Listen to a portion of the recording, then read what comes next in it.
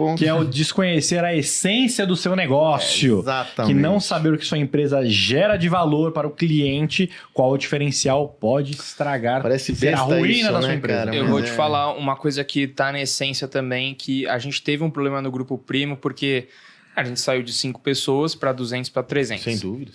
E aí, uma hora a gente se deparou e a gente falou assim, eu acho que a gente é uma empresa de mídia. Então, já que a gente tem muita mídia, muito engajamento, tudo que a gente anunciar vai dar certo. Vai vender. E a gente começou a desviar o nosso Sair da essência. caminho de finanças, que era a nossa essência, começou a ajudar. achar, sem olhar para o público final, que a nossa essência era ser portal e mídia. Assim, a nossa essência é, cara, vou mudar a vida financeira do brasileiro, vou ajudar o brasileiro com dinheiro, beleza? Então, assim, todos os nossos produtos, o nosso ecossistema, ele tem que estar totalmente voltado a isso. Na época, quando a gente não sabia, não tinha percebido isso, a gente achava que a nossa essência era ser mídia. Sim, era ser canal de faz YouTube, sentido, ó. eu falo de podcast CAC e anunciar zero, as né? coisas. Se eu vendo isso, eu vendo outra coisa. Se eu É. vendo conteúdo de educação financeira, eu vendo conteúdo de gestão. Só eu que a vendo gente conteúdo começou a perceber que o nosso público, ele compra nossas coisas, mas o que ele confia a vida na gente é na educação financeira. Na sua transformação Na pessoal. transformação patrimonial. Que não é toda a mídia é igual, né? Também. Então a gente começou a ver que o nosso core é mudar e transformar a vida do brasileiro. Então a gente pivotou todas as empresas que não Gastando falassem. dinheiro pra caramba. A gente descobriu, a gente percebeu que a nossa essência dinheiro. estava errado. E a gente pivotou todos os negócios que não é envolvido em finanças e a gente focou em soluções financeiras. Só tem uma coisa aí que é importantíssimo a gente ter em mente, né, meu? Vocês testaram, experimentaram. Eu não vejo isso, porque aqui no Brasil a gente demoniza o fracasso, né, Dani? Fala assim, o cara fracassou. Cara, calma. Tanto que é engraçado que, né, o lexo em inglês de fail não é fracasso, é falha. Então a diferença é brutal, né? Brutal. Uma coisa é eu fracassar, outra coisa é eu falhar. Sim. E eu gosto da ideia em negócios. Eu até fiz um post agora, recentemente, de uma fala do Bezos. Aliás, eu adoro o Jeff Bezos, né? Que ele falou assim: a Amazon é a empresa que mais erra no planeta. Uhum. Mas é quando a gente acerta. É Acerta a que mais bem, né? acerta. Eu tenho um slide que eu tem mostro uma todas as pesquisa. falhas da Amazon, cara. Pô, Sim. só no Fire, Sim. eles perderam 180 milhões de dólares. Que era o no celular? Aham. 180. Só no Fire, 190, não lembro. Agora, qual que é o ponto, né? Quando eu entendo que esse processo é um processo de experimentação e validação de hipóteses, e você vai pivotar, eu consigo entender que eu tenho que mitigar os riscos de um erro que eu não consiga suportar. Beleza. Não é isso? A gente conseguia suportar ele. Eu tenho que suportar. Se não for suportável, eu não vou colocar. Se não é pular sem paraquedas no desfiladeiro. Sim. E a partir daí, validar a premissa. Vocês fizeram isso, validou. Deu errado, cara, beleza. O que eu aprendo? Aí você fala, mas onde é o problema pro empreendedor, pro empresário que está nos vendo? Falta esse discernimento às vezes. Sim. Eu entendo a lógica, eu entendo uma outra lógica e vou como se não houvesse amanhã, sem a capacidade e a possibilidade de aprender. Aí pode ser tarde demais, pode não ter validade o que você aprendeu, porque não traz a perspectiva de você mudar e assim por diante. Né? Eu gosto de entender a estratégia como processo de aprendizado. Não, total. Sacou? E tem umas pesquisas que mostram que empresas que testam mais crescem mais do que empresas que testam menos. E um lance que eu tava pensando, que conecta com tudo que vocês falaram sobre essência e tudo mais, tem uma pergunta que esses dias me fizeram que era assim, quando que tu percebeu que a V4 tava dando certo ou ia dar certo? E aí a minha resposta foi, cara, nunca. Eu não acho que ela deu certo.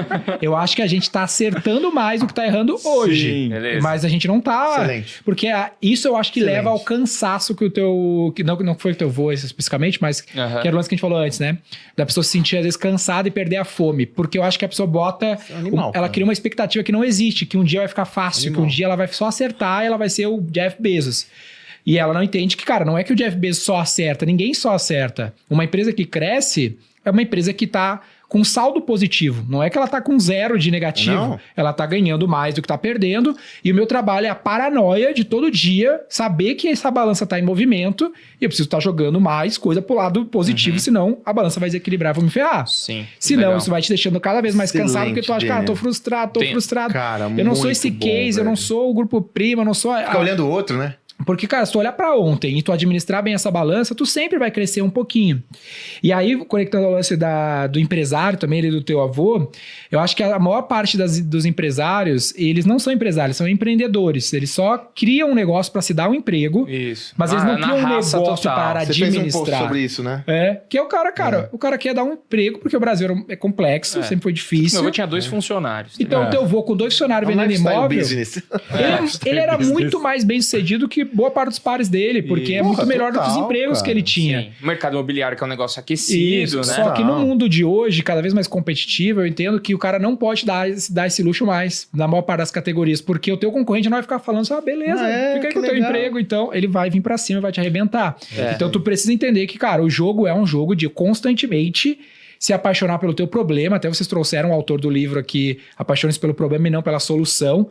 Então o teu vô, ou quem tá no business de real estate, ele não tá no business de alugar casa, né? Sim. Qual que é o real problema? Que ele hoje tem essa solução, mas amanhã ele vai ter que ter outra. Porque ele constantemente precisa entender qual que é a essência e para sempre essa empresa vai buscar resolver esse problema de formas distintas, com recursos distintos. E olha como as coisas mudam, né? Ele me conta histórias assim que ele pegava um prédio onde ele sozinho podia vender o prédio inteiro. Sem exclusividade. Aí hoje você pega, sei lá, um lançamento imobiliário, cara, você chega lá, gente, né? É um mar de... Primeiro são duas imobiliárias de regra, normalmente a incorporadora já tem imobiliária. Segundo, um mar de gente. Se você é uma imobiliária de bairro e leva o lead, that's it. Você vai vender. Exatamente. É muito interessante isso, né? E acho que a gente tem que só contextualizar para quem está nos ouvindo, nos acompanhando. Seu avô é um vencedor. Ponto. Sacou? Eu tô falando... Não, no final... Eu tô falando figurativamente, seu avô, coitado, não tem nada a ver com isso, mas só pra gente entender... O final da história, pra você ver como é vencedor, porque a gente, no final, ele quase tentou afundar com o navio. Eu falei assim, não, vô, a gente não vai afundar com esse navio, não. Bora. Vai vender o restante da carteira e hoje ele ganha um TRI lá. Ele ganha... Porque assim, a gente não pode... Eu detesto Legal. essa coisa de revisionismo histórico, velho. Eu não... Porque nem eu, por exemplo, um cara da minha geração, que pra mim é uma puta referência, é o Jack Welch.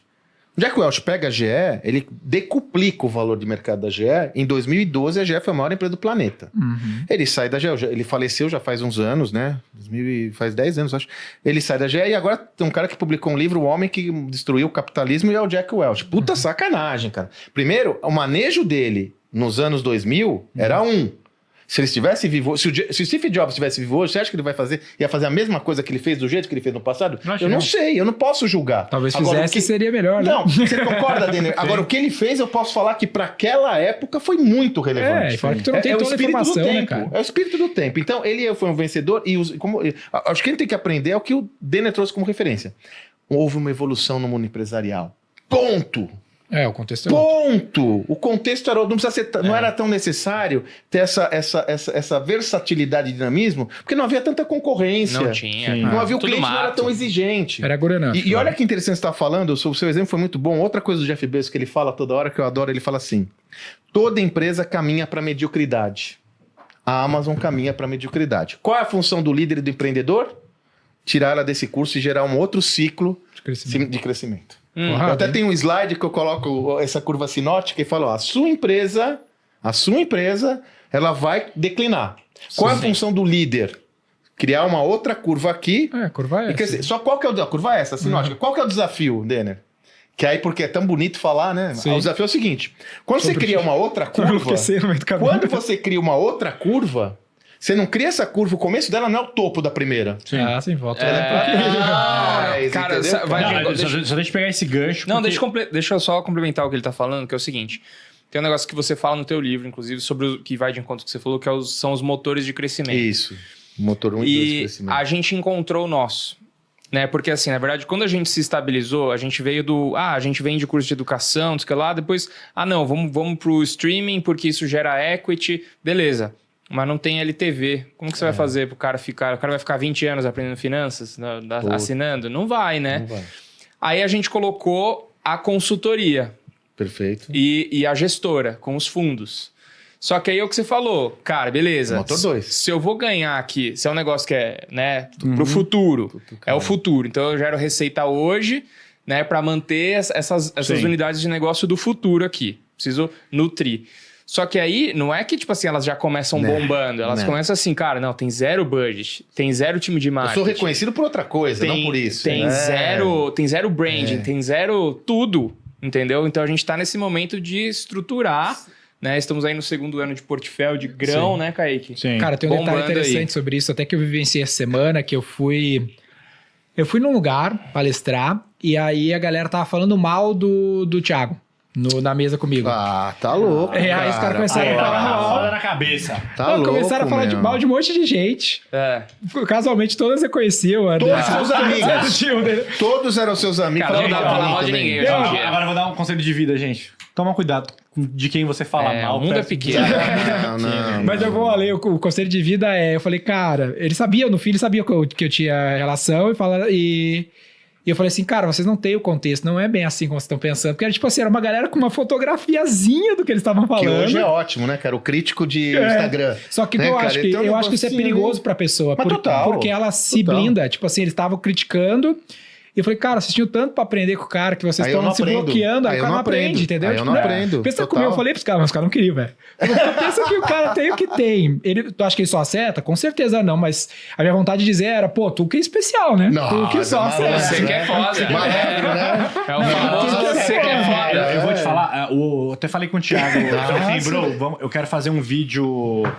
Quero fazer Querem um vídeo café, o ano gente? que vem. Obrigado. Eu quero. Quero fazer um vídeo ano que vem pra postar no canal dele, que é um mais institucional, que é o Grupo Primo 2025, porque o Grupo Primo ele cresceu tanto que as pessoas não sabem o que a gente faz direito. Não tenho dúvidas. No todo. Não tenho dúvidas. E não tenho sabe o dúvidas. quanto que a gente tá grande. Por exemplo, se eu falar que o Grupo Primo hoje tem 650 funcionários, as pessoas não sabem disso. Caramba. Que a gente Os tem caras falam, universidade, "Nossa, mas é um- consultoria, mas é um canal?" gestora, que a gente tem... Elas só guardam um Produto financeiro. layoff que aconteceu uns 4 anos atrás. É só isso que elas guardam. Se eu falar que o Thiago nem lança mais curso. A gente tem uma plataforma de finanças, entendeu? Que, tipo assim, a galera fica numa fotografia de 4, 5 anos atrás, de, tipo assim, pô, mas o Thiago não é vendedor de curso? Não, cara, a gente é vendedor de certificado do MEC, porque a gente tem uma universidade. Você quer trabalhar no mercado financeiro? Cara. Faça aula na Hub. Trabalhe como um mas profissional. esse é um, A gente aqui na Portfiel quer te contratar. Estuda na nossa faculdade, a gente te contrata e devolve o seu dinheiro. Mas eu acho, Dois cara, cafés, por favor. isso é Esse um do hack Dene social e esse foda. Tipo o Fernando, que eu falei que foi um dos canhões que eu tentei trazer pra V4, uma das principais habilidades que ele tem, porque, cara, é uma natureza. A nossa natureza é julgar aquelas pessoas que a gente não se identifica. O preconceito é da natureza da cabeça do ser humano, né? E o Fernando, ele tem o superpoder, eu brinco com ele, que ele ouve qualquer conteúdo, velho. Eu também. Porra, cara, mas total. tem uns que é difícil, né? Eu vou, mas não faz mal. Aí eu venho uma Não, o reflexão. Dene, eu sei que ele é um cara Mas, ó, exigente. vou falar a verdade aí, assim, né, contexto. Eu sei que eu tô errado. Como eu posso, deixa eu falar. O certo é o como que o eu Alexandre vai falar aqui, posso fazer uma crítica a alguém ou algo Sem compreender, né? sem compreender? E, cara, eu ouço direita, esquerda, meio, do lado, besteira, influencer e tal. Vejo tudo porque... E tem um contexto, né? Quer dizer, o meu papel hoje, né, como...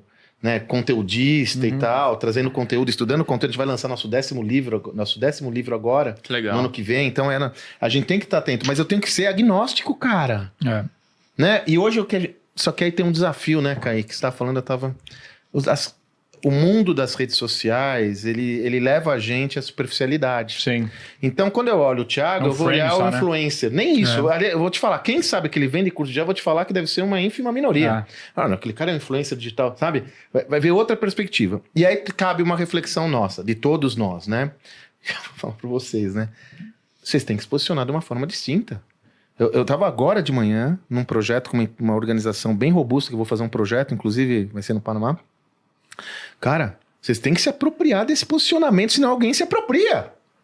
Sacou? E aí você vai falar, pô, mas eu sou esse cara, eu não, né? Aquele nem faz isso. Então, há um desafio de comunicação, né, que envolve marketing, de como a gente consegue mostrar o nosso posicionamento de uma forma apropriada, legítima, sem carregar nas tintas, inclusive, mas que seja percebido como tal. Nosso trabalho é ajudar as empresas a não só pensar a forma de fazer marketing digital, principalmente, mas executar essas ações. E a gente faz isso através da maior assessoria, maior rede de profissionais do Brasil. Hoje são 260 escritórios com 4.000 pessoas assessorando 6.500 empresas para usar da melhor forma os recursos de marketing digital especificamente, ou com foco pelo menos nisso, da melhor maneira para maximizar o retorno sobre o capital investido no seu negócio. Isso é a V4.